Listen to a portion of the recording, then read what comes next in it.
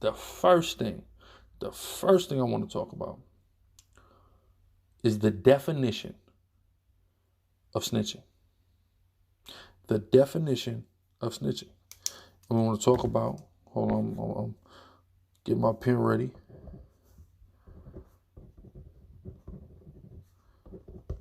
Get my pen ready because there's 3 individuals I want to highlight. And we got to understand what the definition of snitching is, because it's been skewed and it's been mudded by the perception. As the generations have been watered down, the definition of snitching has been changed, it's been repackaged, and it's been watered down. And I'm speaking on this strictly from a street observation. We came up in the street. I came up in the street. I was raised under certain rules, regulations, and beliefs. Now, some of those rules, regulations, and beliefs are wrong. And as I became knowledgeable and grew in the spirit of the Most High, understanding the Bible, I understand which aspects of that are emphatically wrong. But some of it is not wrong. If it don't contradict the Bible, I ain't going to call it wrong. The Bible tells me in 1 Corinthians 6:2, right? Matter of fact, let me just read it. Let me just read 1 Corinthians. Because here's the thing about telling. 1 Corinthians 6:2 says, do ye not know that the saints shall judge the world? So like it. Let me start at verse 1. It says, dare any of you, having a matter against another, go to the law before the unjust and not before the saints? Right? So it's saying, why would you dare go to these unjust people, to this unjust government, to this unjust judicial system that has done nothing but unjustly prosecute our people for hundreds of years? Why would we go to that? Dare any of us go there? So that's why it's, even from a biblical perspective, a problem to do this. The only time I say it's cool to go and cooperate against somebody is if they're a child molester, right? A pedophile. To hell with them. Lock them up. I don't care. I don't care who feel no way about it, right? Like the dude testified against the cop killing a brother. That's cool also. I don't have no remorse for no police, because the police painstakingly work and build cases against you. So why wouldn't you do that to them?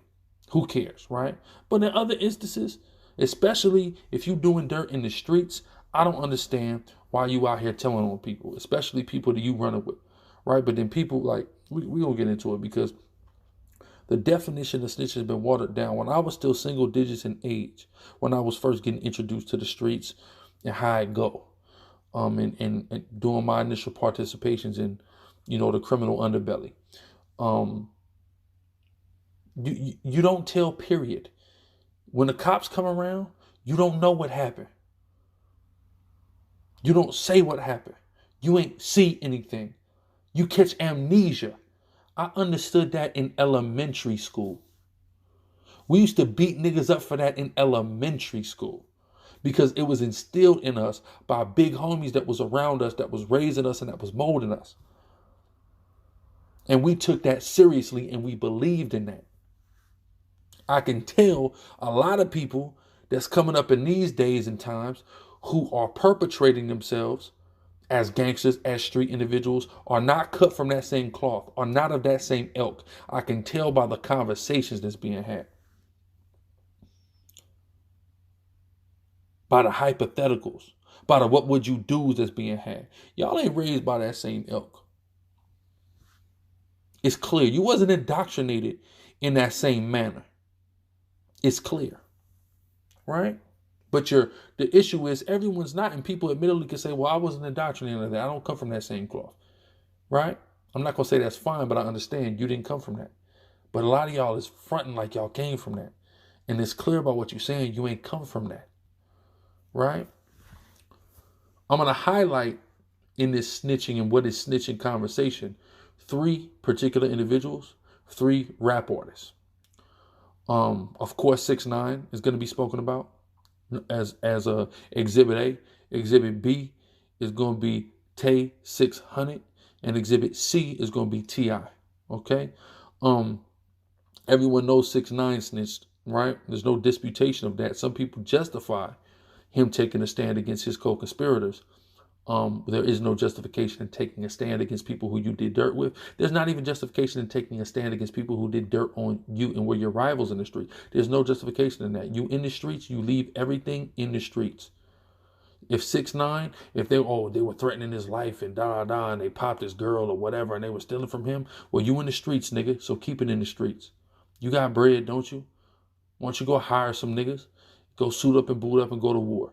Because that's what you do when you play in the streets. You don't tell on people. Right? That's crazy. Especially niggas that you was doing dirt with. Them was your nigga. They was protecting you with your life. They gave you, they put a battery in your back that made you feel like you was untouchable. And in exchange for that, you told on them and got them sent up the river. That's treachery in its highest form. That's treasonous in its highest form. Right? But what is snitching? Right? We're going to talk about what is snitching. People, because the new watered down definition of snitching is civilians. Oh, well, if you're a civilian and you're not a street participant, you can tell on somebody. And something happens to you, you can tell on somebody. I come from a time where the grandmas on the block knew not to tell the police anything in fear of their life, in fear that something would happen to them, in fear that their house would be shot up or they would be killed. Where innocent, quote unquote, innocent, non-street participant or civilian witnesses lost their lives. I came up in that time. Right? So this whole watered down, oh, if you're not a street nigga, you can tell. Nah. I come from a time where men, women, and children knew better to speak information to the police because the fear and intimidation of the criminal organizations that control their neighborhoods made that very clear and made examples out of individuals who would do so. So snitching is not cool, period. Going to the cops, going to the DA against your own people is the wrong thing to do. We need to responsibly step up and police our own communities. See, but what do they do to the Black Panthers who offered that type of service, who encouraged and, established infrastructure for self-policing of our own communities? They destroyed that, so you keep running back to the police. You keep selling your own people up the river to these same folks, right? Because even just the same way not snitching was developed by individuals who controlled neighborhoods and, used intimidation and violence to keep people from snitching. Snitching is done the same way by the police and the district attorney, etc., who do the same thing. They control your neighborhood through intimidation. It's just a battle of who is going to control your neighborhood more or who you're going to follow, right? It's crazy. So 6ix9ine is, of course, emphatically a snitch. There's no disputation of that. And again, there's no justification of that. You go and you do dirt with these individuals. You know what I'm saying? And these individuals are going out of their way, going above and beyond to make sure that you understand that they're on go for you and that nobody is going to be able to nobody's going to be able to get away with doing anything to you because they are with you and you turn around and you tell on them. So there's no question. There's no justification. I don't care if they all ran a train and bukkakied his baby mom and put it on damn video and shared it all throughout the earth. That still doesn't justify you telling on somebody. Period.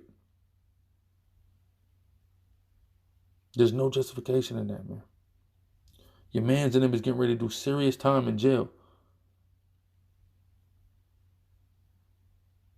And you probably getting ready to be sentenced with time served. That's treachery. That's betrayal. But of course, Tekashi wasn't the only snitch. You had CEO Chris, who was a part of that, who was also a snitch. You had Jorge, was working as a confidential informant as the driver for Tekashi 6ix9ine. So it's a lot, right? But there's no question as to whether he's a snitch. I want to really get into what is snitching because there's a debate online as to whether TREY and T.I are snitches. Number one, TREY ran with these 600 dudes, right? When you deal with E-Day, you deal with 600 Breezy, and all these other dudes. I don't know these other niggas' name, but them niggas, 600, right? He ran with them. Why would they say their own mans was a snitch if he wasn't in fact a snitch? That's the first thing we got to analyze, right? And people say this: you're not a snitch without paperwork. That is not necessarily true. Paperwork emphatically substantiates that somebody is a snitch. That's true. There's no getting around legitimized, court-ordered, court-documented paperwork. For sure, you took the stand, here's the documents. But just because you don't take the stand does not mean you're not a snitch. TAY600 was brought to court to take the stand against his mans and then Rondo and C-Day, right? But he didn't. Then he was charged with contempt of court for not taking the stand. But he would have not been called as a witness had he not said information that was useful to the apprehension of his boys to the police. That's the whole reason he was called to the stand, because he said something to the police that the prosecution felt was useful and they wanted his testimony on. So yes, he talked to the police in the interrogation room or in the back of the squad car or wherever they had the conversation. He talked to the cops. He gave the cops useful information that assisted in the apprehension of his friends. If he didn't, they wouldn't have called him to the stand. And this is how they know, regardless of paperwork, they know because the lawyer understands what was going on during the investigation process, the investigative process rather. The defense attorneys understand the investigative process, and they understand that things were said by him, and that led to him being called to court, though he refused to testify. He's still told. Even if you don't take the stand to get someone set up the river and give testimony for the jury, you still told because you still gave the police information about your homies. That is still telling. That is what he's guilty of. That's why niggas in his hood do not want to mess with him. Niggas in your hood are not going to put a snitch jacket on you if you're not a snitch. Your mans in them are not going to put a snitch jacket on you if you're not a snitch. Because not only does it negatively reflect on you, and negatively, the more snitches in your hood, the more negatively it reflects your hood. That's a blow to the reputation of that gang by having a snitch in it, especially an outstanding member as TAY600 was at one time considered. So they would not be ostracizing him and blackballing him and talking about him this way if they did not have strong reason to believe he was telling. Period. So yes, TAY600 is a damn snitch. That's why they call him Tay Snitch Hunted. Even though he didn't get to the damn stand, he said something to the police, which is the whole reason he was called to the stand. Therefore, the nigga is a snitch. That is a no. And truthfully, to try to clean up you snitching TAY600, what your dumbass should have did was took the stand and gave testimony opposite of the testimony that you gave when you told the police. That's what you should have did. That would have been the best attempt at righting the wrong that you did of saying something to the police in the first place. You could have easily said, listen, I was under duress. They were intimidating me. Now, you know, I'm telling the truth now that I'm on the stand and I'm under oath. Because I know individuals that have done that. Let the police get them to say a little too much, but when they get on the stand in front of the jury, they make sure to emphasize the police was crossing my mind up and they had me under duress and they were intimidating me, but this is how it actually went down. No, it didn't happen like that. They tried to force that out of me. That's why the statement says that. I've seen individuals do that. And that's the best thing you could have done in that situation. So you not taking the stand, in all actuality, definitely cements the fact that you was a snitch. Without question, right? That's TAY600 though. Let's now go to T.I, Tip Harris, who everyone loves. I remember, see, a lot of people got on World Star in recent years. World Star got really big probably after like 2012, right? I've been on World Star since 07, 08, right? I learned I was a Hebrew Israelite off of World Star August 3rd, 2008, right? So World Star has been a staple. I mean, I stopped once it got really big and everybody got on. I stopped. Look, I ain't looked at World Star for really years. But back in 08 on World Star, there was a video of T.I taking a stand and telling on somebody, right? So someone might say, "Oh, he ain't telling nobody." Here's the thing. Here's what happened. His boy Falan, right? Remember on that Beat Down Low remix, every week. Go to Falan, restaurant and eat free. Y'all remember that Falan, right? Falan was his best friend. And Tip had a show in Ohio, right? At that show in Ohio, they had shut the VIP section down for him. Some local Ohio niggas got upset that they couldn't get in the VIP section. A situation ensued. I think some bottles were thrown. A little fight broke out. They hopped in the cars. According to, the account of the events of that night, dudes from Ohio trailed T.I.'s car, shot at T.I.'s car. Falant was killed. T.I.'s best friend. Right? So T.I. gets on the stand in the murder trial of the individual who was in the car and who shot at the car. He gets on the stand. And he says, yes, I had an issue with these guys. A fight broke out in the club. Their car followed me. Shots came from their car into my car. Right? That's telling. Even though people are defended by saying, well, he didn't say he shot him. Of course he didn't say he shot him. How could he know who shot him? He's in a car. They're in a car. You can't necessarily see who's shooting out the window of the car at you. You can't necessarily see that. But you testify that this individual and you just had an issue. You get in your car. They get in their car. They follow you. He's in the car. He's the one that's standing murder trial right now. And shots came from the car that he was in into your car and your friend died. That's telling. You're giving the full motive for as to why this individual was shooting at your car and killed your best friend. You help cement the motive, especially as a celebrity with influence. You help cement the motive. That is telling. That is snitching. T.I. is a snitch. How the hell else did he get away with having all those guns with silencers on them? He got sentenced to a year and didn't even do it. For having guns that niggas would get over a decade, get a harsher sentence than Amber Geiger just got for murdering both of Xinjiang for having those guns, especially as a felon with prior convictions, which T.I. was at the time when he was found with those firearms.